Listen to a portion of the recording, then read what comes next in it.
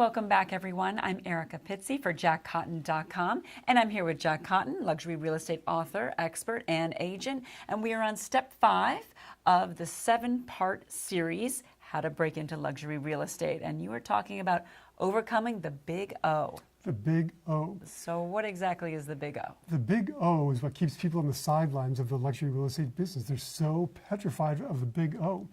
And it stresses out agents before an appointment or during an appointment. Sometimes they don't even make an appointment because they're so afraid of the big O. And it can take one of several forms, or it can take all the forms. But it's when a seller says to you, how many $1 million homes have you listed? How many $1 million homes have you sold? How many homes have you sold in my location? How many homes have you sold in my neighborhood? I mean, I've been here in this market for 4 decades. But if I go to a new market elsewhere on Cape Cod, maybe 20 miles away, I'm subject to the big O. And it's intimidating because they say to me, how many homes have you sold in our area? And I know the answer is 0. How many homes have you sold over 5 million in our area? I know the answer is 0. Well, how many homes have you listed in our area? Well, the answer is 0. And agents don't know how to answer this question, and so they don't go, they don't show. And it's really critical to have a strategy for overcoming the big O.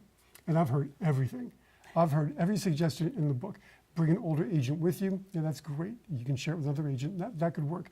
I've heard change the subject. Maybe they'll forget. It doesn't really work. My advice is hit the big O straight on. Mr. and Mrs. Seller, I've never sold a home over $1 million in my life. Mr. and Mrs. Seller, I've never listed a home in your town, your market, your neighborhood ever in my life. But let me tell you something. I'm going to make my mark on the listing and sale of your property. In fact, I'm going to be so obsessed with your home and selling it, it's the last thing I think about every night before I go to bed, and the first thing I think about every morning when I wake up. As a matter of fact, I am not going to take one more listing for $1 million or more until we have an accepted offer on your house. Mr. and Mrs. Seller, let me ask you this. How does it feel to have somebody this dedicated, this driven, this passionate about getting your property sold? What I have found is that most rich people, especially the self-made ones, they will see a little bit of them in you when you take this approach. Now, is it 100%? Absolutely not. But it dramatically increases your odds of overcoming the big O because you have a plan for doing it and you're turning it into a benefit. It's another turnaround. We've taken a negative and turned it into a positive because the entitled agents have 20 listings. They can't show them, they can't keep on top of them, they can't keep track of them. You're just taking one until it's sold. And they may not be as hungry. No. But you'll be so enthralled and thrilled and excited about the efforts I make to get your property sold, you won't be able to wait to refer me to your other friends and associates who want to sell their real estate.